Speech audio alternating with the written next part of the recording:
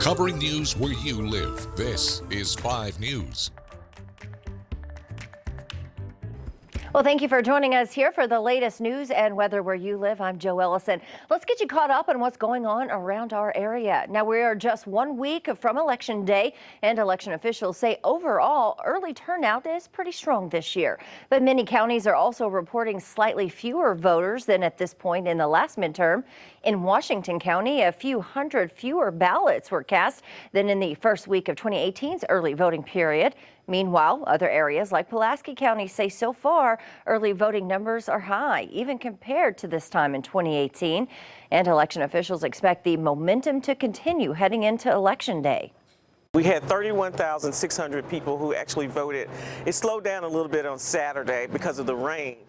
Now, for you early voters, you can cast your ballots from now until next Monday at any early voting site in Arkansas. The only day early voting sites are closed is on Sunday. Now, in Oklahoma, voters there, early voting period starts this week. On Wednesday, you can vote from 8 a.m. to 6 p.m. Again, that's Wednesday through Friday. Extended hours are also on Saturday from 8 to 2.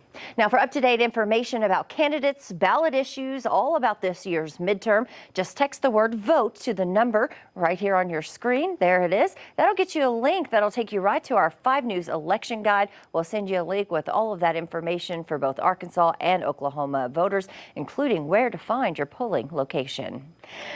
All right, before we get to more news, let's get a check of the weather with meteorologist Zach Scott. Zach, it looks like we're off to a pretty good start this week. Yeah, really nice weather out there. It's going to be nice again today. It was great for your Monday. A lot of nice weather again through the week, but as warmer weather builds, our next storm system is going to roll in, give us a decent chance for showers and thunderstorms Friday night into Saturday morning. That's what the time frame is looking like right now. There's a chance of a shower. We've been tracking this for several days now. We know a disturbance is going to be lifting out of Texas across southern Arkansas, Louisiana, Mississippi.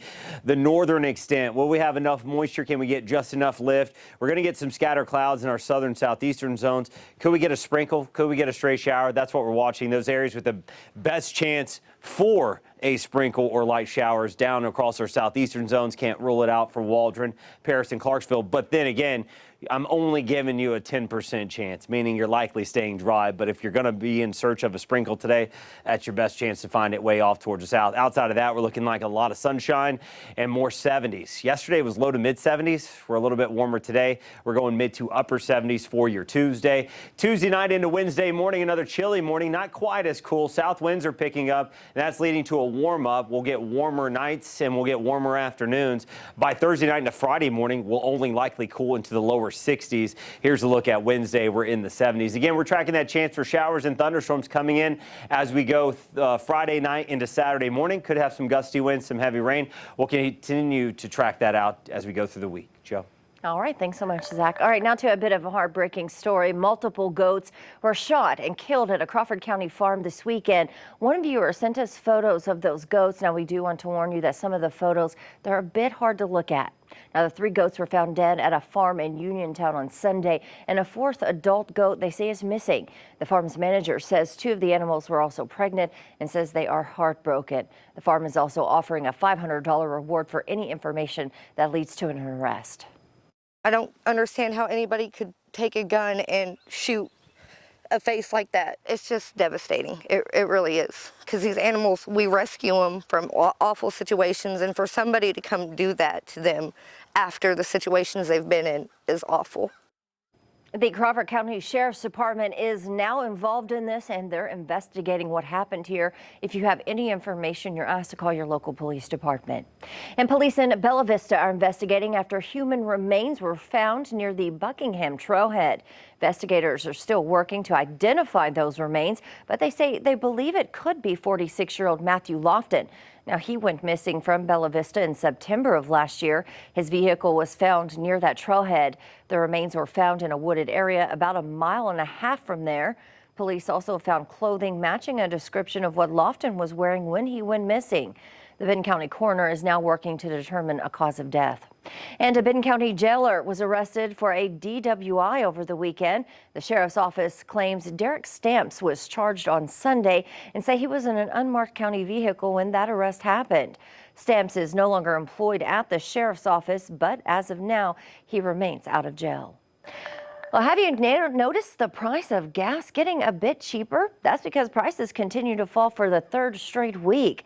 Now, GasBuddy reports an average gasoline price. They're down actually 7 cents from a week ago. And drivers are paying an average of $3.21 per gallon across Arkansas. But here in 5 News Country, let's talk about those prices. They're actually averaging just a bit higher than that regional price, around $3.29 to $3.39. That was the latest check on GasBuddy. That's still more than a cent than a month ago and nearly 15 cents more than this time last year. Meanwhile, the Springdale Food Pantry is celebrating 1 year of serving families. The Treehouse Pantry will have a drop-in event. That's today from 1 to 3 this afternoon to celebrate. It is open to everyone. School district students and families can contact a Springdale school social worker, counselor, or nurse for help on this. Now, last school year, the pantry served more than 8,000 families and around 50,000 students. And we have the results from our own food campaign here at 5 News. Thanks to you, this year was a huge success. As part of our annual Give Where You Live campaign, Northwest Arkansas donated 52,835 pounds. Now that's roughly 44,000 meals in the River Valley, where people donated their 56,137 total pounds, or more like 46,000 meals. The combined totals of this, 108,972 pounds of food donated across our area. Well, once again, thank everyone for helping us make that possible for our local communities. And thank you for joining us here today for the latest news and weather where you live. Catch up with us again tomorrow right here for more. Have a great day.